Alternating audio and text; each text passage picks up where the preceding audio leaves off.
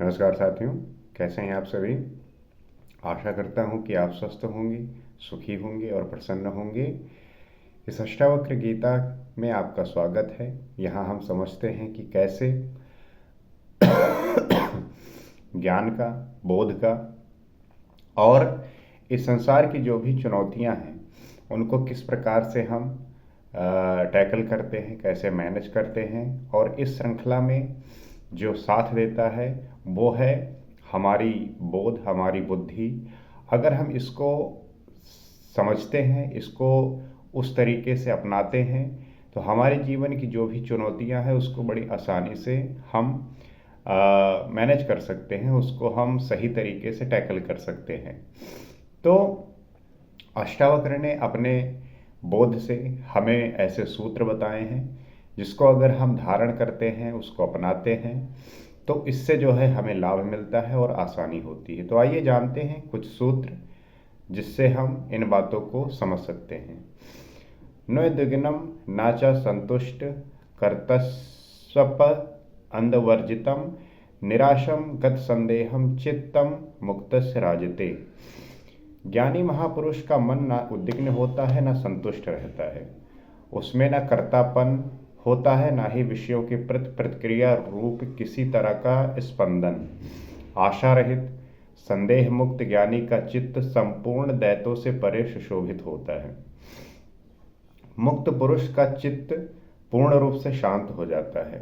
जैसा मैंने पहले ही बताया कि जो ज्ञानी है, जो आत्मबोधित है, जो मुक्त पुरुष है, उसका जो चित्त है वो हमेशा के लिए शांत हो जाता है। वो किसी भी प्रकार की आशा से रहित होता है और उसका जो समस्त प्रकार के संघर्षों से वो मुक्त हो जाता है। संघर्ष तभी होता है जब उसकी आशा सदैव उसको घेरे रहती है, और जब आशा उसकी हट जाती है, आशा जो है खत्म हो जाती है, तब वो व्यक्ति जो है अपने आप उसके सारे समस्याएं खत्म हो जाते हैं, जिससे वो क्रोध रहित, संतोष रहित, कर्तापन के भाव से रहित, आशा रहित तथा संदेह रहित हो जाता है। क्योंकि जब वो हर तरीके से मुक्त है, शांत है, तो फिर ना उसके अंदर क्रोध बचा, न संतोष जो है रहित रहा, संतोष रहित, कर्तापन के भाव से रहित, जो उसके कर्तापन होने का भाव है उससे भी रहित हो जाता है, आशा रहित हो जाता है। क्योंकि हम हर एक चीज़ के पीछे कोई ना कोई आशा जोड़े रहते हैं कि ये चीज़ ऐसे हो जाए, ये व्यक्ति इस प्रकार कार्य करने लगे।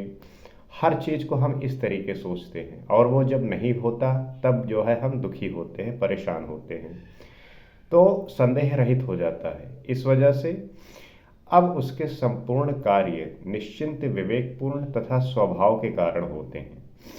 अब उसके जो संपूर्ण कार्य हैं, जाहिर सी बात है कि वो निश्चिंत, विवेकपूर्ण होंगे, क्योंकि उसमें किसी भी प्रकार की आशा, किसी भी प्रकार का क्रोध, किसी भी प्रकार का जो है संदेह बचा नहीं।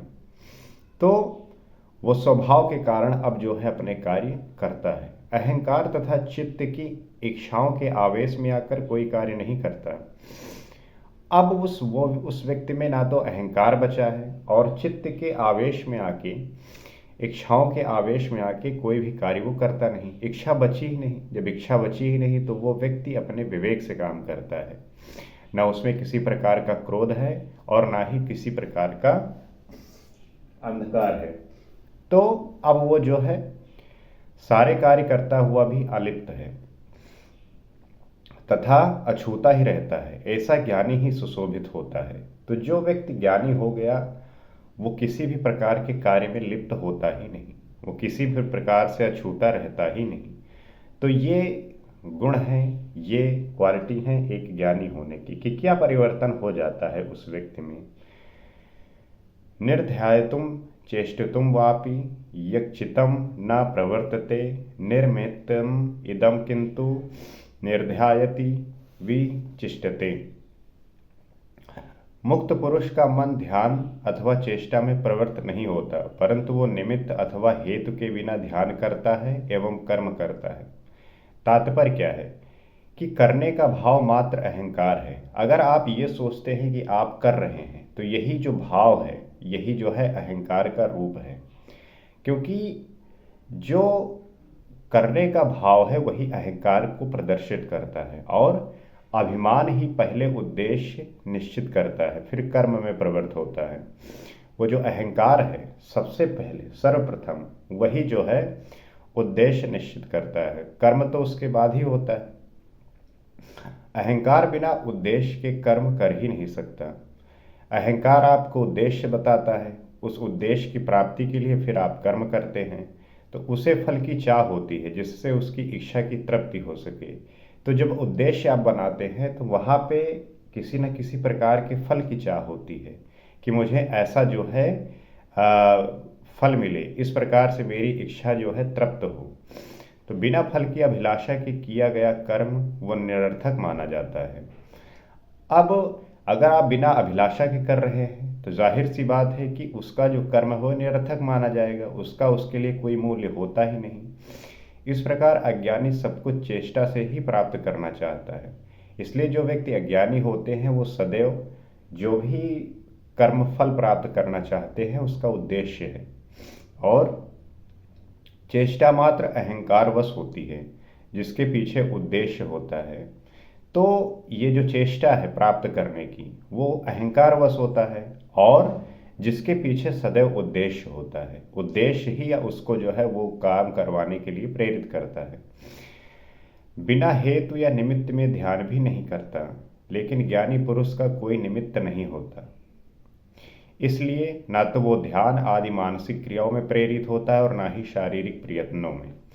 तो उस उद्देश्य की पूर्ति के लिए जो अज्ञानी व्यक्ति वो हर तरीके से उसका प्रयोजन करता है, परंतु जो ज्ञानी व्यक्ति है वो ध्यान आदि मानसिक क्रियाओं में प्रेरित होता है और ना ही शारीरिक प्रयत्नों में, मतलब कि वो किसी भी प्रकार का कर्म करने के लिए प्रेरित नहीं होता। तत्वज्ञानी का चित्त बस वैसे ही सहज भाव से शारीरिक मानसिक चेष्टाएं करता है, सरल रूप में समाधि में स्थिर हो जाता है, बिना किसी प्रवृत्ति के कारण के करने लगता है। महर्षि इस सूत्र में तत्वज्ञानी के सहज कर्मों के विषय में बतला रहे हैं। तात्पर्य क्या है कि जो महर्षि हैं वो ज्ञानी के सहज भाव के बारे में बता रहे हैं। वो यही कह रहे हैं कि महर्षि के शब्दों में ज्ञानी का अर्थ होता है कोई इच्छा नहीं, कोई आकांक्षा नहीं, कोई निमित्त नहीं। तो अष्टावक्र जी यही बता रहे हैं कि ज्ञानी होने का जो अर्थ है वो यही है कि उस ज्ञानी के अंदर किसी भी प्रकार की ना तो इच्छा है, ना ही आकांक्षा है, ना ही कोई निमित्त है, बस सहज हो जाना है। किसी भी प्रकार की इच्छा, आकांक्षा और निमित्त होता ही नहीं, तो वो जो ज्ञानी है वो सहज रूप में हो जाता है। इसलिए आप देखेंगे जो भी बड़े बड़े संत हुए हैं उनमें सदैव जो है सहजता रही है, सदैव सरलता रही है, क्योंकि अभिमान नहीं है तो किसी भी प्रकार का उन्हें कुछ दिखाना नहीं है, कुछ शो नहीं करना, कुछ अभिमान नहीं जाहिर करना। यह सूत्र व्याख्या का नहीं है बल्कि व्यक्ति के अनुभव का है। तो यहाँ पे इस बात को नहीं व्याख्या किया जा रहा है कि ये जो है उसके होने का जो है प्रमाण है, परंतु ये उसका जो है अनुभव है, उस व्यक्ति का अनुभव है, क्योंकि वो बात जो महसूस कर रहा है वही तो करता है। आप हर एक व्यक्ति को देखिए, जो वो कर रहा होता है उसके वो अनुभव कर रहा होता है, इसलिए जो है उसके वो व्यवहार में आता है, उसके कार्य में आता है। वही संत जो वह महसूस कर रहा होता है तो वो जो है उसके व्यवहार में निकल के आता है। अब वो व्यवहार ऐसा नहीं है कि आरोपित किया जाए तब जो है कार्य करेगा, वो जो है स्वयं से होता है, स्वतः है, तो वहाँ पे किसी भी प्रकार की जोर जबरदस्ती है ही नहीं। तो इसलिए इसे एक प्रयोग के रूप में देखा जा सकता है। ये एक प्रयोग का विषय है, इसको आप प्रयोग कर सकते हैं, खुद से ट्राई कर सकते हैं, और इसमें आप पाएंगे कि जो ये अनुभव है वही आपके व्यवहार में आता है, जो आपके विचार है वही सामने प्रकट होते हैं, जो आपकी वाणी है वही ये बताती है कि आप क्या महसूस करते हैं, क्या समझते हैं। तो ये प्रयोग का विषय है। अगर आपको इस बात पे भरोसा नहीं होता तो आप इसको जो है अप्लाई कर सकते हैं अपने आप, ये महसूस कर सकते हैं, ये जान सकते हैं कि इसका वाकई में मतलब क्या क्या है। तो यहाँ पे इस श्लोक में अष्टावक्र जी ने यही समझाने का प्रयास किया है कि एक ज्ञानी होने का मतलब क्या है, अर्थ क्या है, उसका स्वभाव क्या होता है, वो किस प्रकार बिहेव करता है, उसका जो जीवन है वो इच्छाओं, आकांक्षाओं और निमित्त में होता ही नहीं है, उसका कोई वो रहित हो जाता है उससे, इसलिए वो सहज हो जाता है। लेकिन हम अपने समाज में देखेंगे कि व्यक्ति जो है इस प्रकार से अहंकारित है कि उसके पास ऐसा कुछ भी नहीं है कि वो उस दुनिया को दिखा सके कि मेरे पास इस दुनिया के समान कुछ है। इसके बावजूद मात्र कुछ तुच्छ चीज़ों को लेके वो इस प्रकार से अभिमानित रहता है, ऐसे चौड़े होके चले हैं, एक कंधा उठाए के चले हैं। तो इस तरीके से व्यवहार करना, उनका सामने आना और इस तरीके के कार्य करने से प्रदर्शित होता है कि उनको अभी बहुत कुछ जानने की आवश्यकता है, और ये जानकारी उनको पढ़ने से आएगी, उनको समझने से आएगी, क्योंकि वो इन बातों से उनका भेंट नहीं हुआ, ना वो जानना चाहते हैं। क्योंकि ये बोध तभी होगा जब उस पर वो अध्ययन करेंगे, उसके लिए पढ़ाई करेंगे। अब चूंकि किसी कारणवश हो सकता है कि हमारे यहाँ पे जो शिक्षा का स्तर है उतना ऊपर नहीं रहा, हमारे जो बहुत सारे ऐसे व्यक्ति हैं जिन्होंने शिक्षा को उस तरीके से नहीं देखा। लेकिन आज के समय में सोशल मीडिया के टाइम पे लोग जो है फ़ोन के माध्यम से शिक्षा ग्रहण कर रहे हैं। बहुत ऐसी बातें हैं, बहुत ऐसी चीज़ें हैं जो वो देख के समझ रहे हैं और उनके जीवन में परिवर्तन भी हो रहा है। लेकिन ये अलग तरीके से बहुत लोग ऐसे गलत इन्फॉर्मेशन भी गेन करते हैं जो उनके लिए भी खराब है और किसी के लिए भी खराब है। लेकिन अगर उन्हें इस बात की समझ हो जाए कि सही क्या है, गलत क्या है, इस बात का बोध हो जाए, तो जीवन में और उनके भी जीवन में एक परिवर्तन हो सकता है। इस बात का बोध हो सकता है कि जो वो कर रहे हैं वो बहुत तुच्छ है, बहुत छोटापन है और इस छोटेपन से कुछ होने वाला नहीं है। अंतिम जो है उनको कष्ट ही भोगना पड़ेगा इन अहंकारित जीवन से।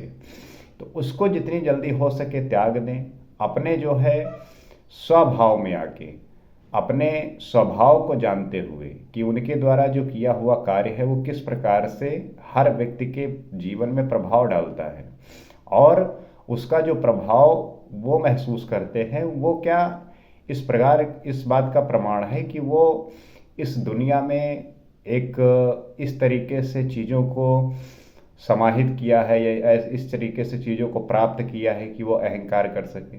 यहाँ पे अहंकारित होने की बात ही नहीं है। आपके पास बहुत छोटापन है, बहुत हल्कापन है, और उस छोटेपन से आप ये समझते हैं कि मुझे आदर मिल रहा है, मुझे सुख मिल रहा है। तो इस बात को तो सदैव के लिए उस व्यक्ति को भूल जाना चाहिए, क्योंकि वो बहुत ही छोटी और क्षणिक प्रक्रिया है।